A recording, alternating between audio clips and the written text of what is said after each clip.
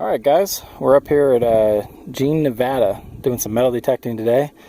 Been working our ass off. It's 102 to 103 outside right now. We're looking for coins. We did just find one. Good thing too. Been working hard for it and starting to pay off. So we'll check back with you. We're just hanging out. Very hot spot. Good thing we came prepared. Alright, hole number one right there. Good dig. First coin. Very nice. Alright guys, dug these right in the same hole. They were with each other. They were on top of each other. Got an Indian head and a weedy. Indian head is a really tough read. 18 something. Anyway, two more coins, fellas. Chalk it up. Alright guys, another find. Coin number 4. 1956 D weedy. This is a surface find, so this coin is smoking hot right now. It's burning my fingers. Alright, we'll check back.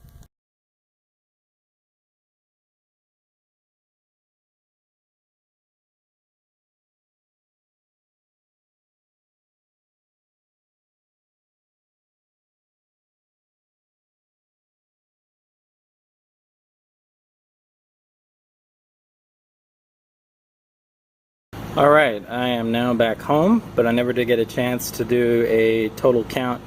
Spent about 2 hours, I want to say like 2 hours, hour and a half, 2 hours out there at the spot near Jean, Nevada.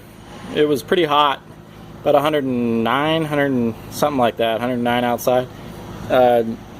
Did get an Indian head, 1925. This is an 1880 something. There's a no way to read that date entirely, and some old Wheaties there, and a piece of copper, a nice looking button, and an old bullet. That's it. That's all we got out there. Not bad for like less than a couple hours though. Definitely will be back. Headed out there real soon actually, and we'll give it another shot. Alright, back to the rest of the footage. Enjoy the rest of the video. We'll see you guys later.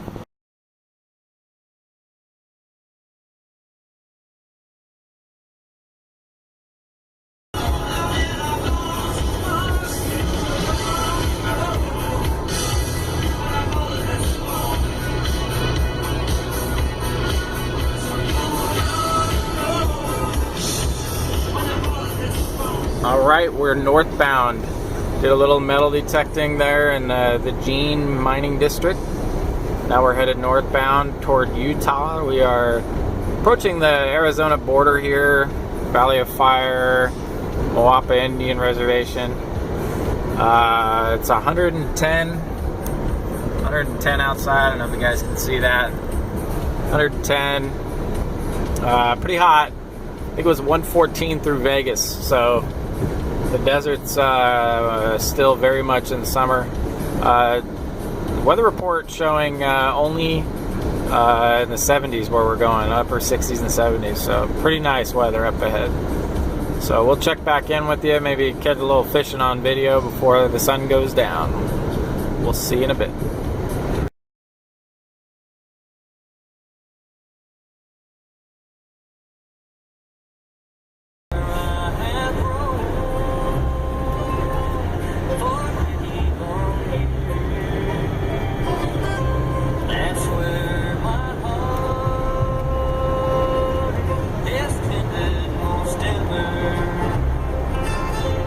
That's where the first step of misfortune I made.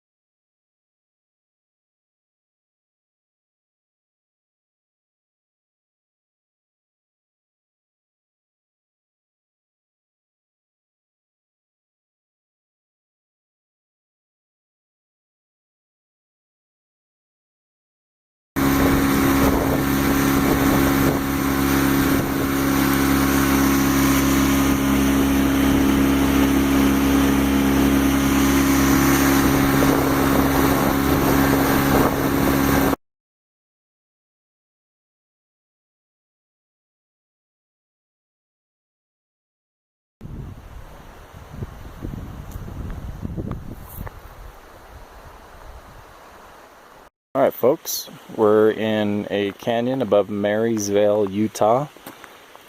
This is Miners Park. It's a series of sites along the canyon that have a large collection of old mining equipment that was left behind from the miners in this canyon. It's pretty neat. It's one of the better outdoor, public collections I've seen in a while. So pretty neat area, so we're gonna check it out. This is the first site, showing the mill. This just talks about how the Spaniards were probably first in the canyon, so we're gonna go check it all out. As I was saying in the last video, it said that the conquistadors were the first ones in this canyon. So what happened was they came in, looked for gold, found it, and then just kept going, never stopped. So a lot of the miners showed up later, saw the leftovers of what they had found, and ended up becoming very successful themselves. Not everybody was successful up here, but there were a few good ones. One of them down the canyon about a mile from here was successful to the point where they got $300,000, I think $390,000 worth of gold in the first 100 feet that they mined. That's a lot of gold because it was only $20 an ounce. So do the math on that. It's called the Hard Rock Periscope.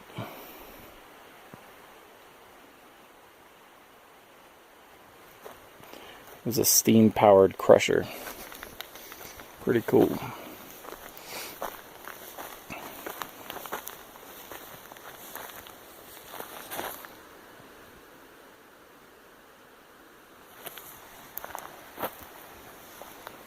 Some more pieces of equipment just laying around.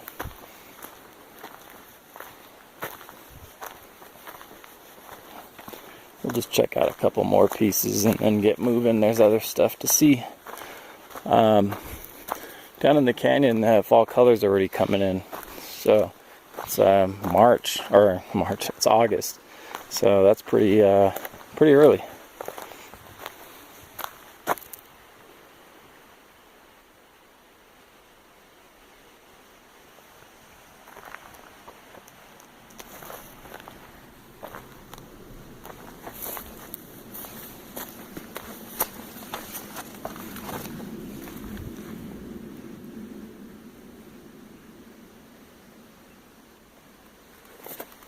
Pretty neat.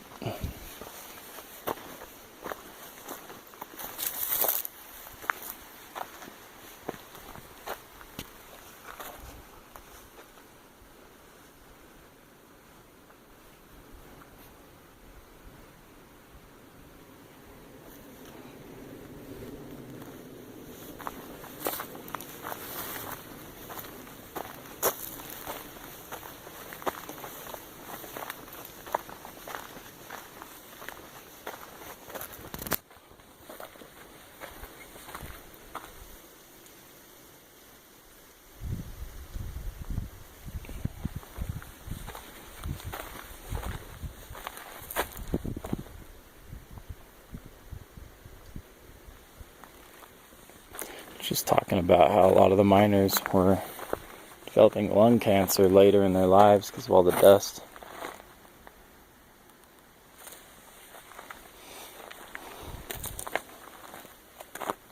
It's called the stone boat. They pulled this with a bunch of horses. It's pretty cool. Alright, we're gonna go check out the cabin and then get out of here.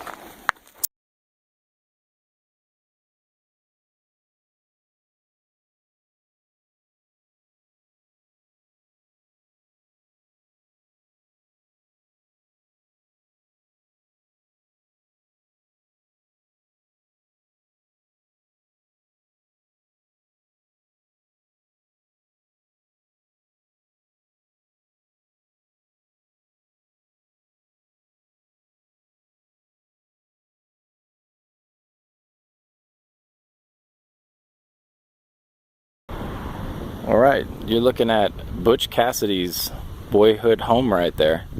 We're 2 miles south of Circleville, Utah. This is an historical landmark, but it's not very well known. It's right off the highway. Highway is just right along there. So here it is. I mean, there's no signs on the road that say anything. I think that's part of what it takes to protect it, keep people from messing it up.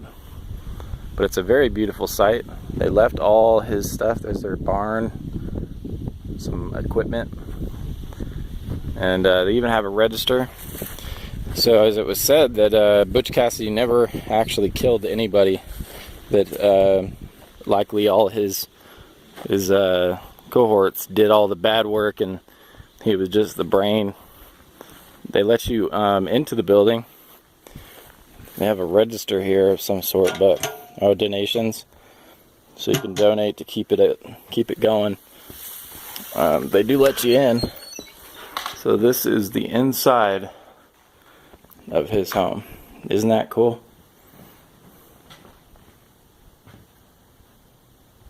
That's pretty awesome. You could say they've done some improvements. This is where the fireplace used to be. They removed it probably for safety reasons, but you can see where it is now. So straight down, and that's where it was. They put the fireplaces in the center of rooms back then because it was warmer that way. But not much left in here other than just the wood. Some old nails. Some idiot carved their name into the wood here. The original glass looking out. So just think, Butch Cassidy himself looked out that window. It's pretty neat. Small place. You can see it's slightly leaning this way. It's getting old. They put some braces in to help. Hopefully that does the job. So, but pretty neat. This is one of the highlights of the trip for sure, to see something like this. Somebody so famous in American history, or infamous, depending on how you look at it. But not a bad view, huh? Not a bad view. Alright, hope you enjoyed it. We'll stop off at some other sites here pretty soon, and we'll check back with you then.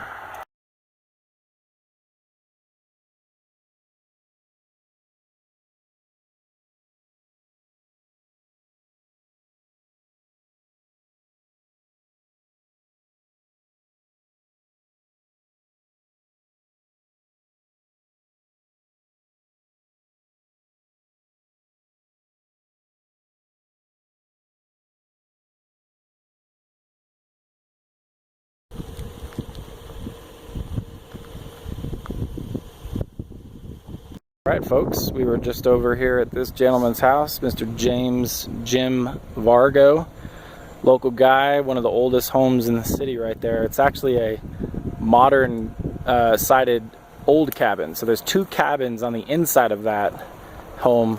You can see the old chimney. So, but this is the Dalton gang home site. Their first home, the Daltons. Pretty neat.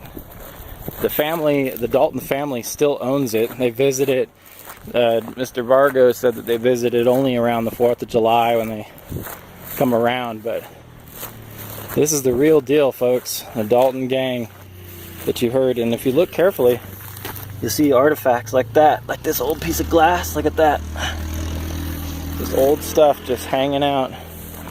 But he said there's some stuff in there still, so we're gonna take a look. Oh yeah. A lot of old cans and some new stuff as well. This is where the Dalton gang got their start.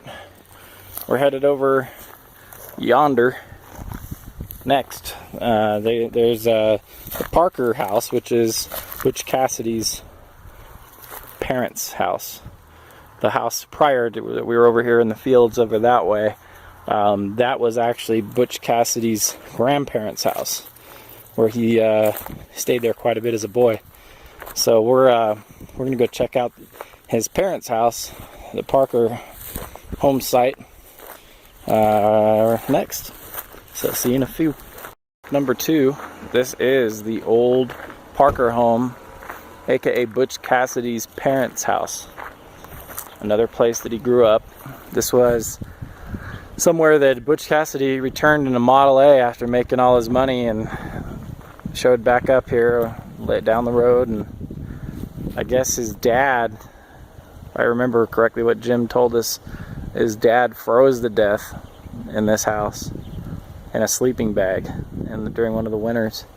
So I guess the owner is some lawyer that lives in Vegas, and she met somebody in Antimony and they're married, and I guess the family, they still own it. They built that. It's kind of like a place to visit, and they come back every now and then. They're supposed to do some restoration on it, I guess, soon. So pretty neat.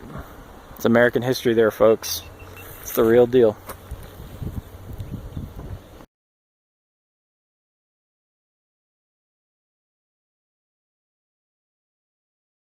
Across from the Parker home is the Whitaker house, is where the Whitaker boys, the kids that lived there, teamed up with Butch Cassidy. Was it William Parker? Lived there, and they teamed up and headed off as a gang. And then I guess these boys got caught up in Salt Lake, but Butch Cassidy did not, and he went north to Wyoming, where he became famous after that.